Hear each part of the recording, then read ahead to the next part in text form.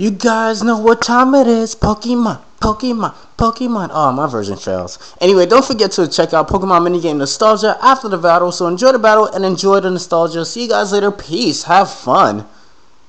Alright, what is happening, YouTube? Kilo 2010 finally back again, reading the coolest battles of yesterday and today. So my opponent leads out with Infernape, my opponent Zero, by the way. And speaking of Zero, if you guys haven't checked out my Mega Man X playthrough on Nimbus, I suggest you go check it out right now. Super cool, awesome fun.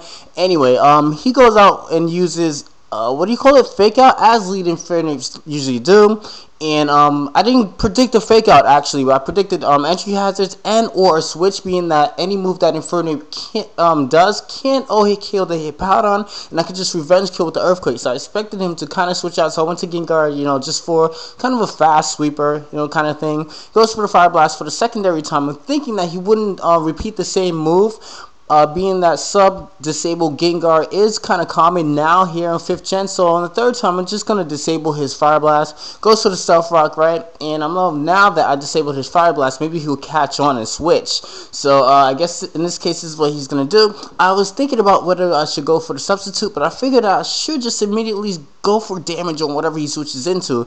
Obviously going to switch into something that resists the obvious Shadow Ball. I'm not going to do obvious Shadow Ball, being that Infernape really couldn't do all too much unless it has probably a hidden power or whatever.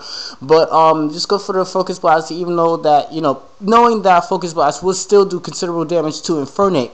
Good, Focus Blast on Neotori, which is awesome. Could finish it off, especially after the special defense drop. I don't know why I did not go for the Shadow Ball after the special defense drop. Thinking, you know, got a little greedy there. Thinking that he probably won't switch. But now also, a little bit of part of me wasn't sure if the Shadow Ball would all-hit kill at that point. Being that I know Neotori has great special defenses. Go into what do you call it? The Rotom there is dancing like hell, and he's just gonna hit me. Well, he's gonna try to attempt to hit me with the Stone Edge. It misses, and Rotom, I'm just gonna go for the Hydro Pump, being that, you know, he's not gonna obviously stay in. Didn't think about the Notorious. Was actually, yes, I did. I debated whether I should go out to what do you call it, Salamence, but I was thinking that he might predict a switch into something and stay in and go for a Shadow Ball, whatever. I mean, not a Shadow Ball, a Stone Edge. But then again, kind of thinking about it, second guessing my own opinion, he was gonna switch, so that didn't even make any kind of sense. Anyway, I'm just gonna go into Salamence. Goes for the close combat, right, with this Infernape. I'm still trying to bite the idea of Rotom still getting hit with what do you call it, the fighting moves and such, being that it loses its ghost attributes now in 5th gen when you put it into an appliance. Go into Salamence, take the close combat pretty well. Gonna predict the switch, go out into Draco Meteor, hit this thing the second time with the Draco Meteor, doesn't kill, minimum damage. What? Oh my gosh, that really made me upset. Well, not really then again, because it is a double down. A double down, in case people don't know, is when two Pokemon faint simultaneously. So a double down allows players to switch into something, you know, a double switch into whatever now. Being that he switched into Shandora, I switched into Hippowdon, I get the upper hand in this case, being that, you know, Shandora really can't all-hit KO Hippowdon. Like I said before, I do want to save my Hippowdon's HP for whatever he has later on. Goes for Toxic as I go for Magicoat. Reflect that back. Eat your own stuff. Poison pun was corny. Anyway, I'm just gonna go for the Ice Beam, and knowing that he's not going to do, what do you call it, Toxic, or thinking that he's probably going to do Earthquake or whatever, and Toxic is affecting it, thinking that he'll probably go for a Slack Off. Now I'm just going to go for a Earthquake. I believe that's what I do in this case. No, actually I set up my own entry hazards late game, which, you know, doesn't really make any sense in my opinion, because it's like the only thing I'll get hit with it was Shandora and stuff like that, and I do have a lot of things that can take it. I do have a Durizuru, actually. So I should have just probably hit it with an Earthquake to accumulate a little bit of damage, and then probably switched out later on as it slacks off to something that, you know, I'll probably get an upper hand of or whatever, probably Rotom or something like that. But in this case, the Toxic is going to take it down. After taking minimum damage with the Earthquake, he's going to bring in his Shandora, and I'm thinking like, it's probably choice in some way, I think, because most of them are, being that Shandora doesn't have all too much impressive speed. And I go into my Porygon 2, trace the Flash Fire, and he's going to switch with confirms that his choice in some way of matter. The overheat suggests that, in my opinion, that he's choice specs.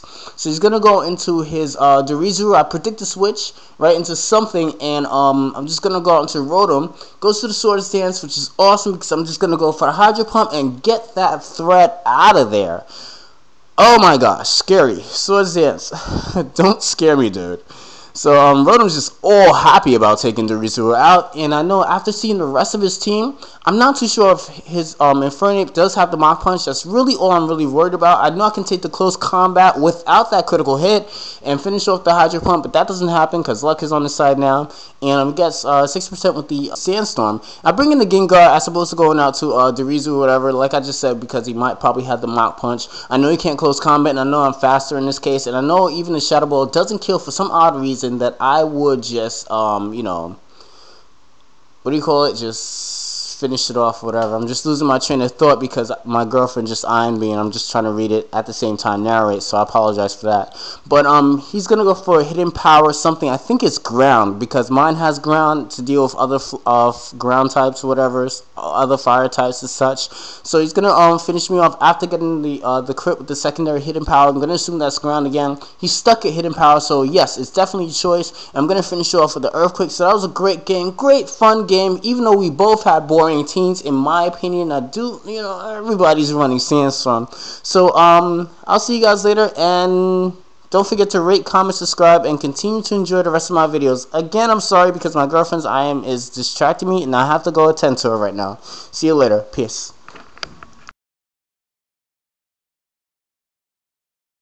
Alright, so after talking to Jessica over AIM, as I specified before that I had to attend to, I realized that she's upset about something school related. I'm not going to go into details out of respect for an A and B conversation. Nevertheless, I am myself a little bit bothered about midterms that I just recently took. So in spite of school itself, I'm going to play a game that we all are familiar with. Clefairy Says from Pokemon Stadium 1. Oh, this game got on my nerves because school in general just represents memorization and the ability to take in information and remember it. Actually, I think I just repeated myself. But yeah. So enjoy this one if you guys can. School. Can't wait to finish it. See you guys later. Peace.